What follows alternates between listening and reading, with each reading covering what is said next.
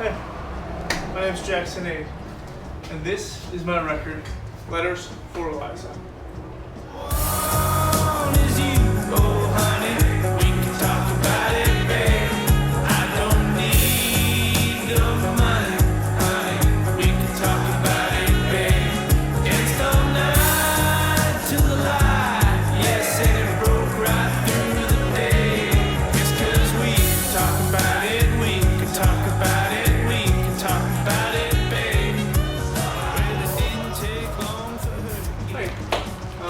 Last time we sat down, I believe I talked about the songs, maybe production. This time I want to talk about the design around the record. And you know, there's a sonic design going on, and then there's a visual design going on. So I would like to unpack some of that stuff. And it's interesting because I do believe that music is just as much visual as it is audio. So saying that, I have always been a big proponent as an artist to fully express myself through a visual, aesthetic, branding, design, artwork driven thing as well. What I mean by that, I think for me, it is it's the final stages. Although the ideas can come in the beginning, it sort of is this, you know, like almost like wrapping the gift process. That's the final step. You're just putting this visual imprint on it. So when you hand it off to a consumer or the recipient of the gift, there is this instant like, wow, that is eye-catching, or I like that photography, or that font really strikes me, or the color scheme. And of course in design, it's just, that's a full circle of things that I go through. So saying that, again, two main pieces, sonically and visually. And this time around with Letters for Eliza, I wanted to sort of do that with them, because sonically I had always done one thing and then visually tried to, you know, represent that as best as I could, as best as I could get that through. I tried to do that. So this time, you know, I knew immediately that I wanted a very ethereal, nature-driven thing. That was just, when I closed my eyes, that's where I went, even before all the songs were complete. I knew that is where my design was going to take place. I wanted it to be very thorough, nature-driven. I wanted it to feel hand-rendered.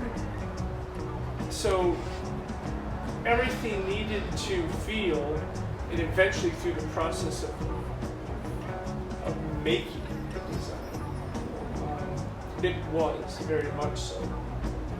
Again, kind of this, the record is imperfect in its nature because my hands were on all of it. And now this time around with design, I wanted that same approach. I hate to sound like a broken record, but I wanted that same approach to the design. So it was kind of like, where do I start? Nature, ethereal, hand rendered. I thought about like doing like handwritten letters, you know. That was like Letters for Eliza. I was like, people would expect me to sort of letter out things to some degree, like actually visually, like let that be a fixture in the design phase. Letters themselves to Eliza. I thought that was a bit lazy if I were to go that route. So again, nature, ethereal. I was like, where do I go with this? And how do I bring this with the music? And I think that is sort of the synthesis part of it all is, so the first part of design, again, I would just be walking my dog Henry and going hiking with him while writing this record, and that was a big piece of the record just because I was recording a lot of visual pieces and soundscapes that were just voice notes on my phone during our walks. It's crazy because he's as much as part of the record as I am, because he was here for every bit of it. But saying that, you know, I would just record these bits. First it was like videos and photography, and I had like this landscape scenes that I would be painting. So I would go walking. I wasn't looking for, how do I say it? I was really looking for like just these, like that landscape that you see and you're like, that's a great photo, and I would shoot it. And then I would go find another one and I'd shoot it. I was going north of Nashville, south of Nashville. I was going like, you know, hour and a half away to some trails. I don't even remember what they were called. Rock Island, I think it is. Saying that, we would just go hiking and I would just capture everything. I have so much that I'm kind of sifting through, and of course you guys are seeing that on a design standpoint.